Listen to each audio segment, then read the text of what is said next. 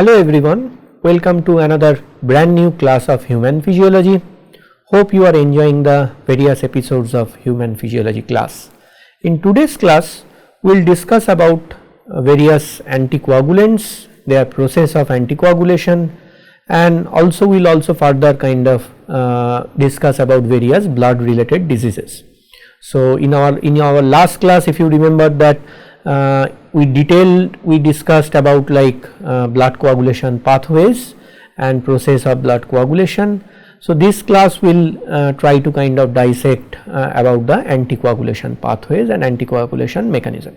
Hope you will enjoy it. So what are the different contents for today's class? We will discuss about blood anticoagulation, and then we will discuss about different anticoagulants like EDTA, heparin, warfarin, oxalates. Then after that we will discuss about different bleeding disorders, we will discuss about thrombosis, we will discuss about anemia, sickle cell disease, and finally leukemia. So what is anticoagulation? So as you know, like during a process of like wound, in case of any injury, what is mostly needed? We need to first like stop the blood flow, and then following the blood flow the injury gets repaired by like endothelial cell formation and tissue remodeling.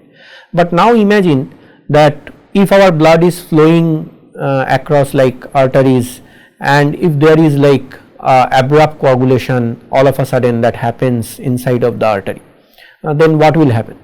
Basically the blood flow will get hampered, and due to the obstruction of blood flow there would be a region called ischemic area where not enough oxygen would be supplied to that area, and also the blood carrying capacity will get reduced due to the reduction of the blood flow. That will impact like the cellular health and all our organ health. So it is so important that in a normal condition in our body the blood should be flow without any obstruction. So there should not be any kind of thrombus formation or any clogging formation that can hamper the proper blood flow, and that is why lot of different natural anticoagulants are present in our body that ensures that our human blood is flowing without any obstruction all the time. Okay. So what is basically anticoagulant? Anticoagulant is a substance that prevent the blood coagulation in the body. Okay, and they can prevent our internal blood coagulation also, and during the blood collection, if you remember, like we do lot of blood test and we go to the path lab and give our blood. So there also it is required that when you collect your blood, it should be collected in a anticoagulant so that the blood does not coagulate. So during the internal our human blood flow along with like the blood collection, both cases anticoagulants are so important. Mostly anticoagulants are kind of three types, right? So the first types are the anticoagulants which are present in our body and that prevents the blood coagulation inside.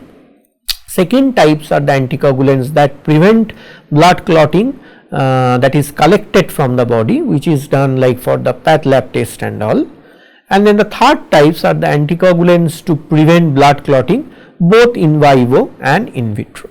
Okay. So these are like three different type of anticoagulants that can be used commercially.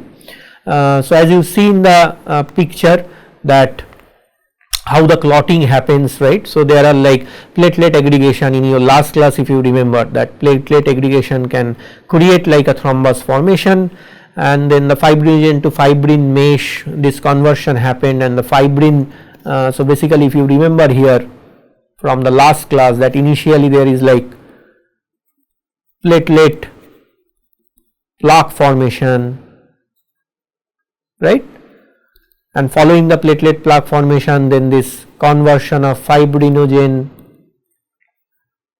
to fibrin happens, and then this fibrin gets polymerized and it creates like a mesh formation to hold this thrombus. So this is like abrupt thrombus formation that can severely kind of impact the blood flow, right. So the anticoagulant agent like heparin, like warfarin or other type of anticoagulant agent can prevent this clot formation in the blood, so that blood can flow nicely with the proper speed. So we will discuss some of the anticoagulant today and see like what are their probable mechanism of action. So first one is the heparin. As you can see, like heparin was first discovered around in 1916 by J. MacLean and William Henry Howell from Johns Hopkins University. Heparin is generally secreted from the basophils and the mast cells of our body. And which tissues are generally responsible for heparin secretion? You can see like liver, lungs and gastrointestinal tract. Okay. So heparin prevents blood clotting by its antithrombin activity. Okay. It directly suppresses the activity of the thrombin. You remember in the last class we discussed what is the thrombin or prothrombin, what is their role? Prothrombin or thrombin, they basically activates this conversion of fibrinogen to fibrin, right. So this thrombin and apart from like calcium and other ions, they basically activates this conversion of fibrinogen to fibrin. And what heparin does? Heparin basically suppresses the thrombin activity. In that way it does not convert the fibrinogen to fibrin. In this way heparin acts as an anticoagulant. Okay. It also inactivates different other blood clotting factors, for example like factor 9, factor 10, factor 11 and factor 12. So all these clotting factors are also very much important. You remember both intrinsic and extrinsic pathways. So heparin also inactivates some of these blood clotting factors and inactivates blood coagulation. Okay. So what are different uses of heparin? Heparin can be used to prevent and for the treatment of deep vein thrombosis and also pulmonary embolism. They can use for like prevention of any type of clot formation during like cardiac surgeries. After the stroke also, if there is a high risk of clot formation post following like stroke, heparin can be used, right, to prevent like any type of like blood clot formation, because after the stroke there is a high risk that the proper blood flow gets kind of hampered. And then it is also used in the hospitalized patient who are kind of immobile due to like various sort of clot formation. Okay. But there are certain limitation or side effect that can be there for this heparin reagent. First of all, it is a biologic reagent, right. So any biological reagent, there is a risk that if you are preparing a biological reagent, if it is not properly cured or purified, then there is a risk of like immune rejection or any type of like allergy or complication. So that is always a high risk with any type of biological reagent, that if it is not properly made, immune rejection or allergy symptoms can be developed, and that can also cause like severe other trouble like breathing trouble and all. Okay. And there is also a risk of like bleeding, kind of excessive bleeding. So if too much of heparin is also used to prevent the bleeding, internal bleeding can happen and that can be very detrimental. So too much of heparin usage is not recommended. You should be always like, you should not take heparin without the proper prescription and without proper observation of without the doctor. You should always take like recommended dose in case it is required. And also another last one is like the osteoporosis. So osteoporosis can also be a problem for prolonged use, especially in case of the pregnancy. So the next anticoagulant what we will discuss is the EDT. So in the last one, heparin is mostly used for the internal application, but EDTA is one of the very common one along with the sodium citrate that are used for the blood collection vial in the path lab. So what is the EDTA? You know, like EDTA is like the ethyl diamine tetraacidic acid, and it has this tetraacidic component because of this 4 arm. For example,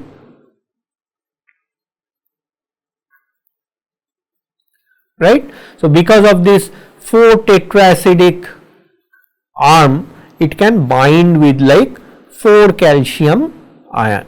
This EDTA is very highly like it has a strong binding affinity with calcium, and as you remember in our last class that calcium is very important both for intrinsic and extrinsic pathway for the both for clotting purpose. So without the calcium, if the EDTA is basically chelates the calcium out of the blood, calcium ions get depleted in the local blood, that contributes the anticoagulation property. So it is a very simple type of clotting clotting mechanism that you remove out the calcium from the blood, that contributes the depletion of calcium concentration, resulting the anticoagulation.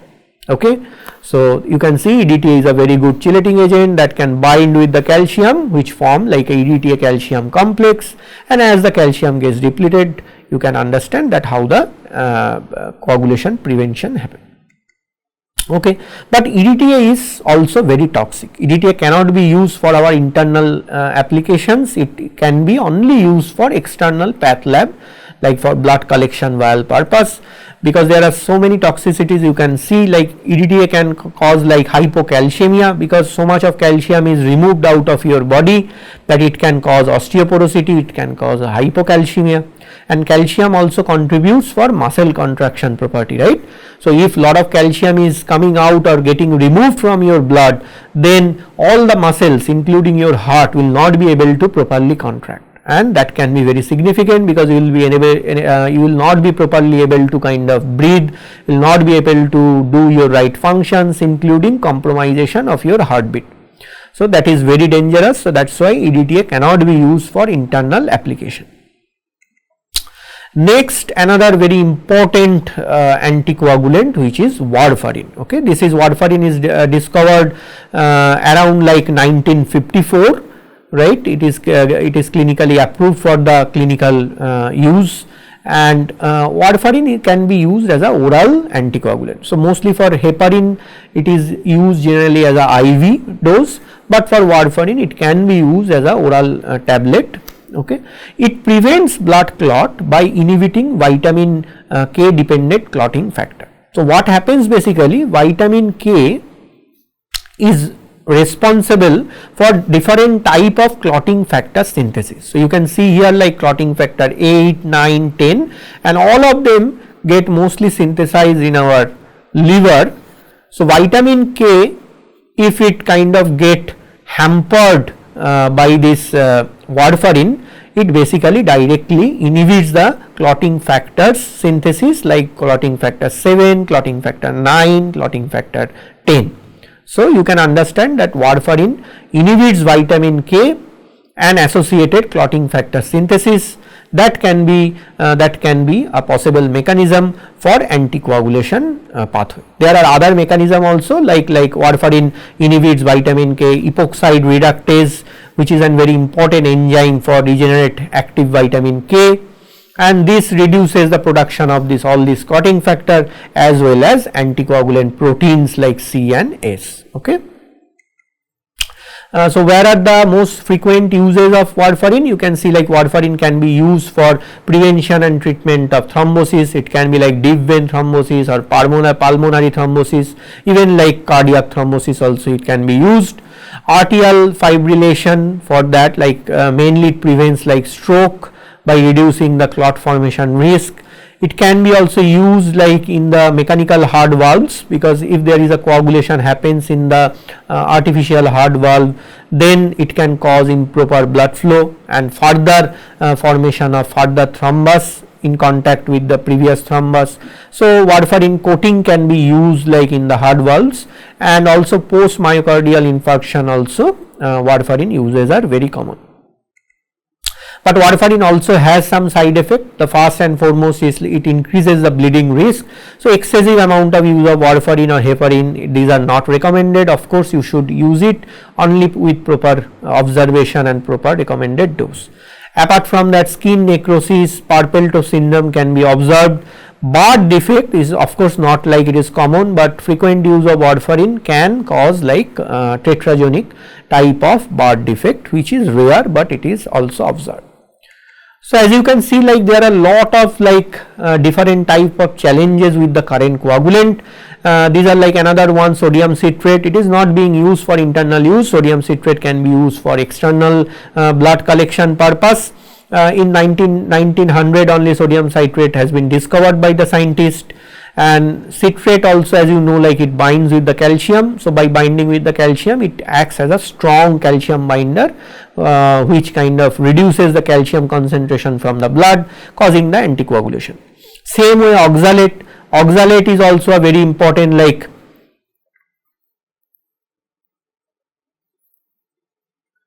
right, you can use like calcium oxalate, you can use calcium oxalates, right, you can use like other different type of oxalates. So oxalates are also strongly, it can bind with the calcium, like zinc oxalate, iron oxalate. So different type of oxalate can be used. These oxalates strongly bind with the calcium, same way it deplete the calcium concentration from the blood, resulting in the anticoagulation mechanism.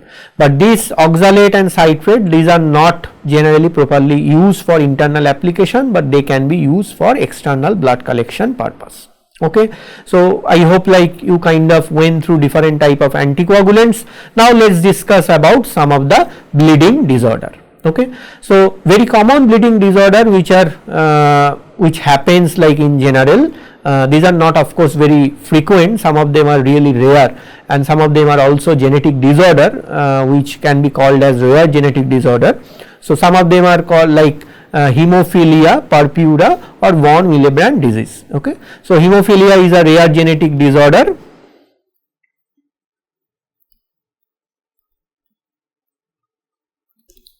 Right. So let's see how it happens.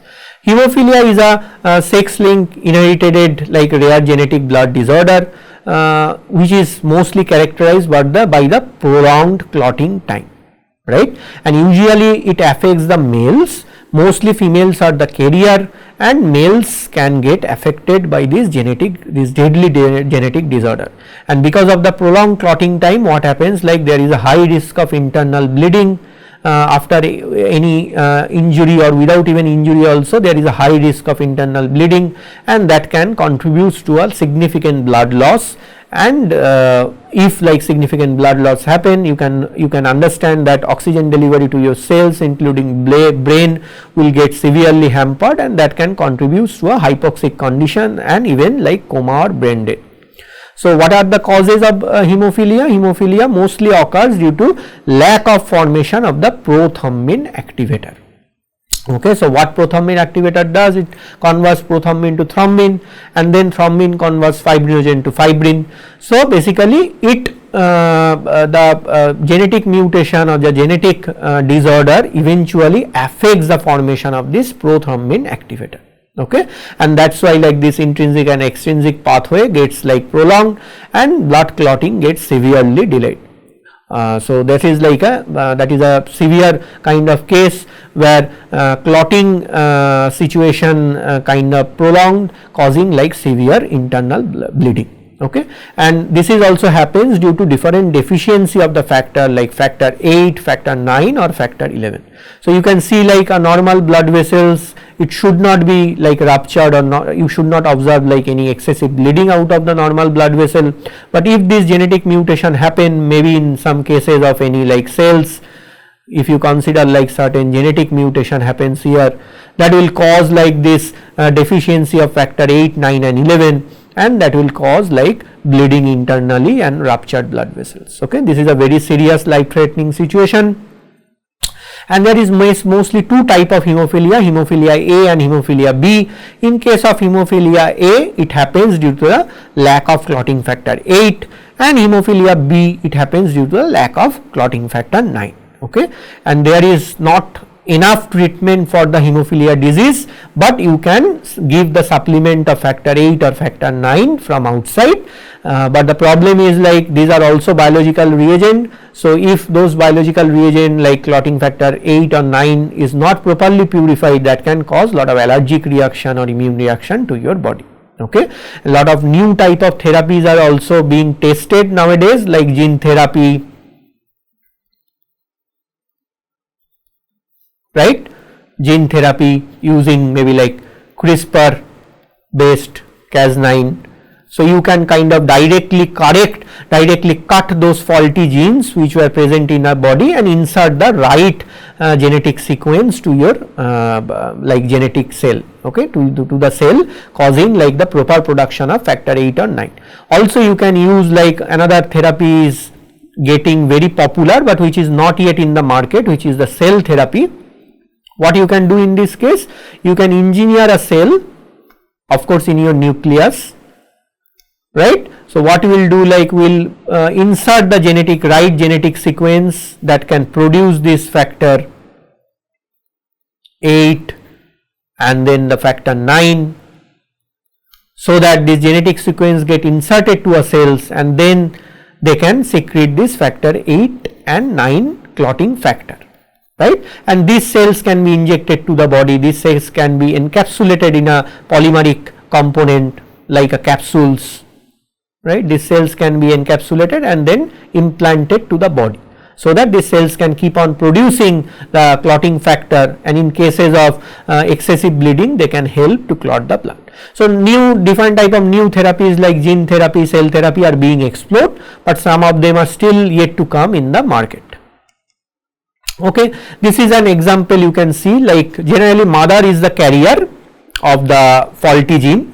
So if you can see like the mother is carrying this faulty gene here, and there is like this father, he is the father and it is the mother is carrying the faulty gene. So it can either go to one daughter, right, and also it can go to the son.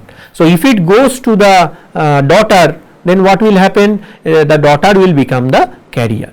But if it goes to the son, then the male child will become the hemophilic. So mostly in this case female is the carrier, it will not affect because of the excess condition, it will not affect, the female will be the carrier, but the female can give their active faulty gene to a male, and in that case the male can become hemophilic. Okay, this is the case if the female is the carrier of the thing, but it can also happen that both female and both male can be the carrier. So what will happen in that case, if both female and both male has a faulty gene for the hemophilia, you can see that that 25% of the female can become hemophilic, along with the 20% male can become hemophilic. Okay, but mostly another 20% of female become carrier. So there is a then high risk that both the one daughter and one son can become hemophilic in nature. And in case you see like the male or the father is carrying the genetic faulty gene, there is a chance that 100% of the daughter or the offsprings like both the male or female can be the carrier, mostly the daughter, right. So 100% daughter will be the carrier, and in cases of the male 100% will be the healthy case, right.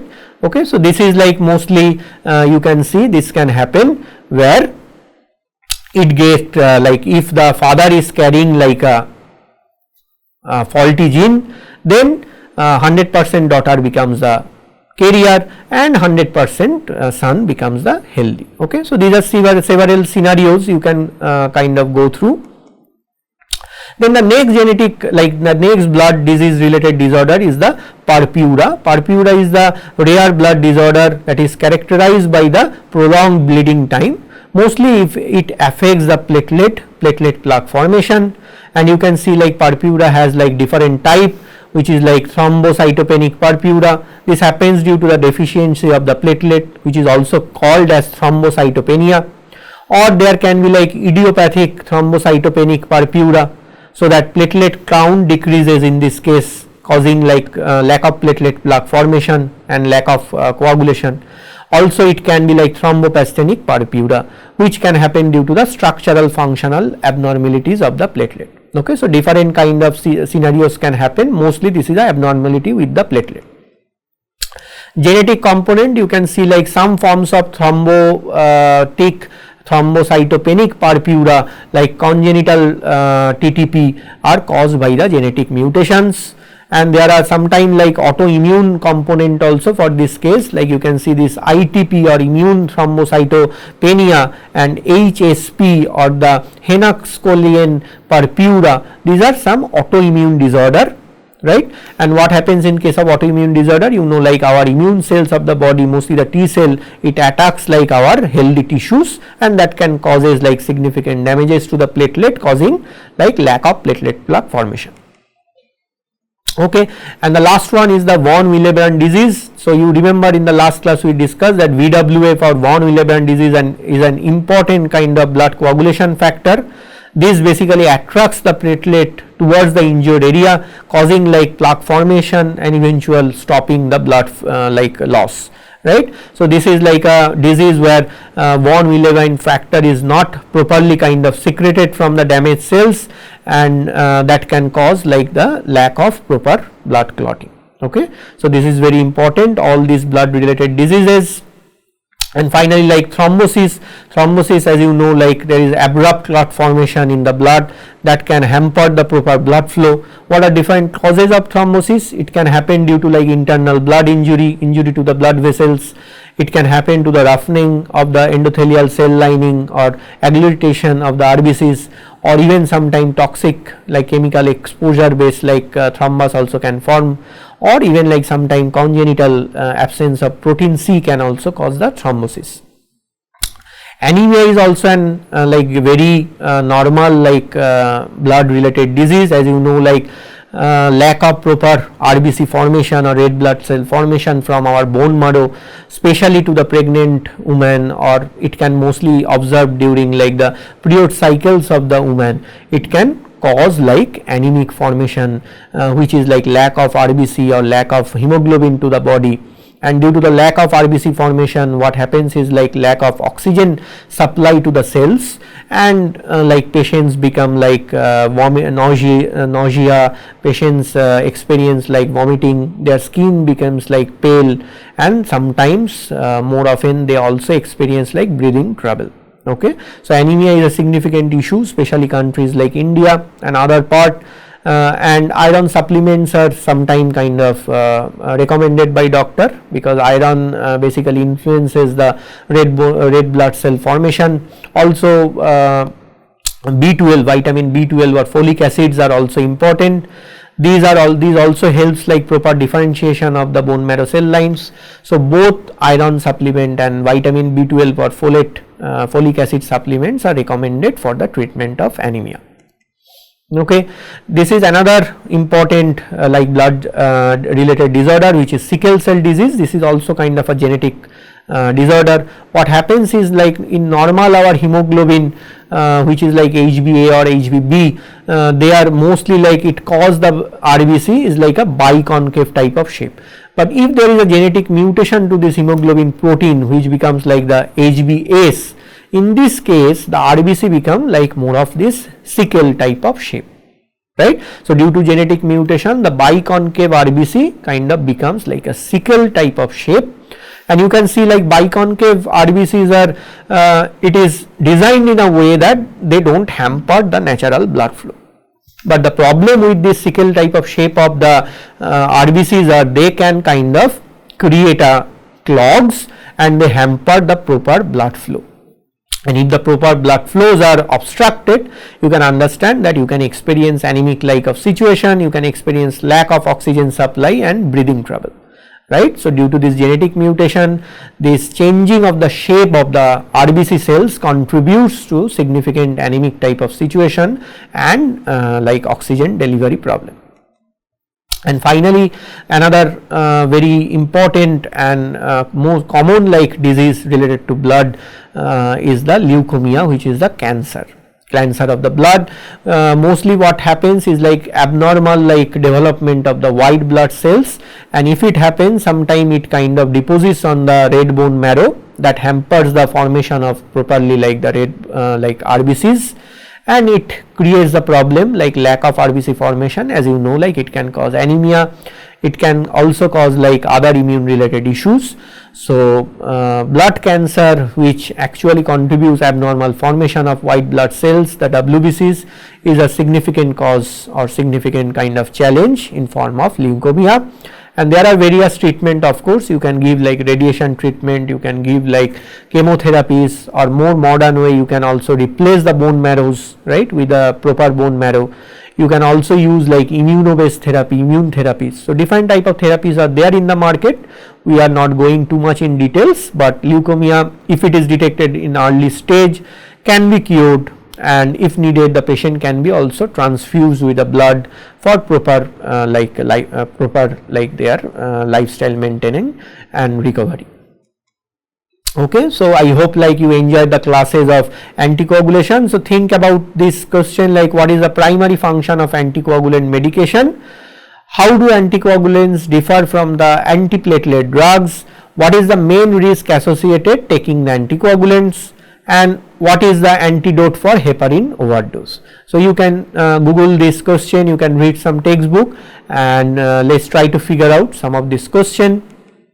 And you can refer some of these books, of course, like medicinal physiology textbook, essential of medicinal physiology book, the Guyton textbook, and different like you can also refer different like web based like content.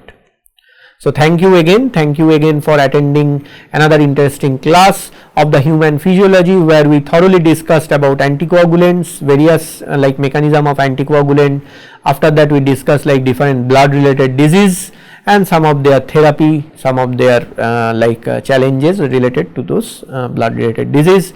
Thank you again. We will meet with you with another new class of human physiology. Thank you.